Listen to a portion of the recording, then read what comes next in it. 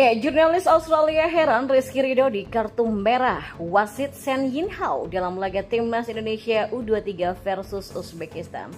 Warga China pun juga ikut kesal dengan wasit Sen Yinhao yang banyak merugikan timnas Indonesia U23.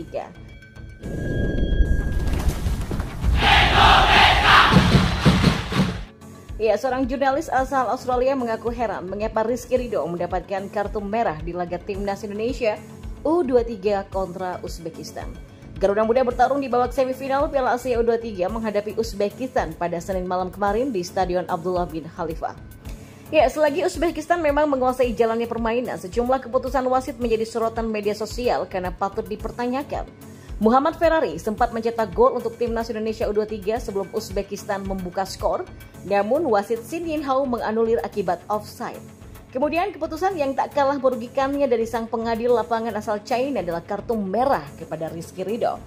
Sen Yinhao menarik kartu merah dari kantungnya pada menit ke-84 setelah memeriksa lama lewat VAR mengenai pelanggaran dari sang bek timnas Indonesia U23.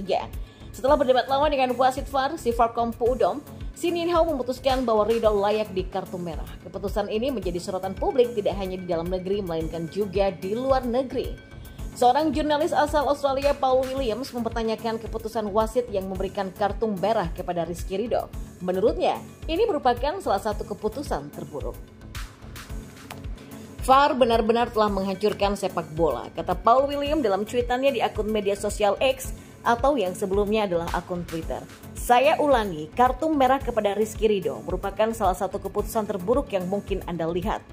Ya, 2 menit setelah kartu merah ini, mentalitas timnas Indonesia U23 yang sudah menurun berujung kepada gol bunuh diri Pratama Arhan.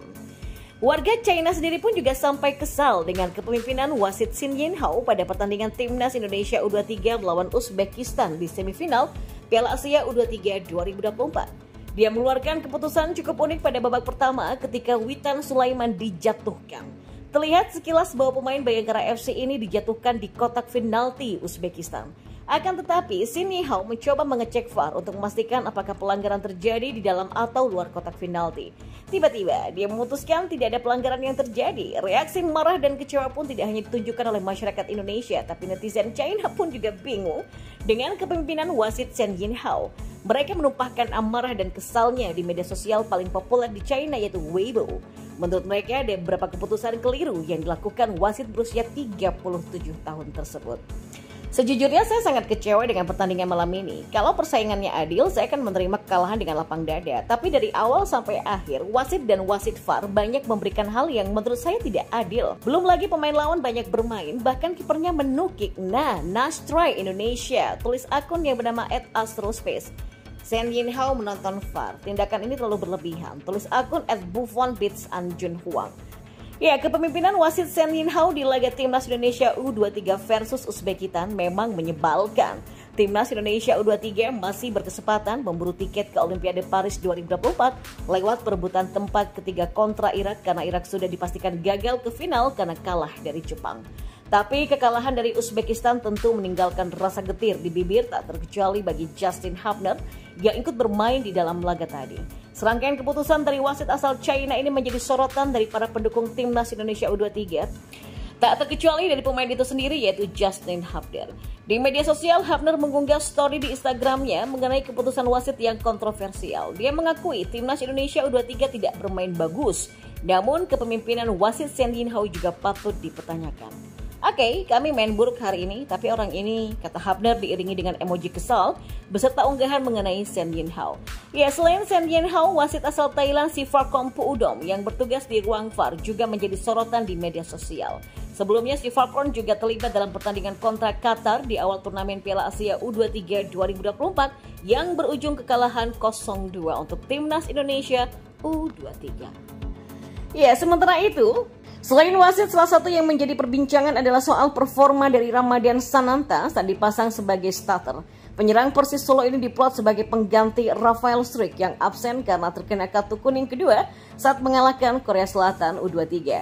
Akan tetapi, penampilan Ramadan Sananta pada pertandingan melawan Uzbekistan dianggap belum memuaskan. Berdasarkan catatan AFC, Sananta tak mampu melepas satupun tembakan ke arah gawang Uzbekistan. Bukan hanya itu saja, Sananta hanya melakukan 10 kali percobaan umpan dengan persentase hanya 60%. Dan Sananta juga hanya mampu menang 3 kali duel dengan pemain lawan dalam pertandingan ini. Sananta dianggap tidak bisa bermain seperti yang ditunjukkan oleh Rafael Struijk selama ini. Sekarang ngerti kan kenapa Sinteyong lebih pilih Struijk daripada Sananta? Tulis salah satu akun X yang bernama UTD Focus It. Ada orang yang bilang Sananta lebih baik dari Struijk aja udah aneh, kata Jude Lingham. Ya, long pass beberapa kali nyampe ke Sananta. Tapi ini striker nggak ada skill bro, cuma modal nunggu umpan tinggal makan depan gawang doang, kata akun lainnya. Uzbekistan datang dengan catatan yang mengerikan. Mereka selalu meraih kemenangan sejak fase grup Piala Asia U23 2024, bahkan tidak kebobolan dari 4 laga sebelumnya. Kolektivitas dan kualitas individu pemain Uzbekistan juga sudah sangat terlihat, sementara timnas Indonesia U23 tidak bisa mengembangkan permainan karena pressing lawan. Alhasil gawang timnas Indonesia U23 2024 bobol 2 kali, masing-masing lewat Kushain Norchaev dan gol bunuh diri Pratama Arhan. Ya, Uzbekistan pun melaju ke final Piala Asia U23 2024. Ya, memang bermain tanpa Rafael Struijk, timnas Indonesia U23 seakan tidak punya banyak alternatif penyerangan di lini depan. Sananta yang berbeda karakter membuat lini kedua merah putih mesti mencari opsi. Witan Sulaiman dan Marcelino Ferdinand berulang kali kesulitan menciptakan ruangan.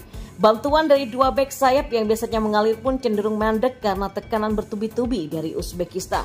Timnas Indonesia U23 hanya melepaskan 4 tembakan dan tak satu pun mengarah kepada gawang, sedangkan Uzbekistan sanggup menciptakan 28 peluang dan hanya 4 yang mengarah ke gawang.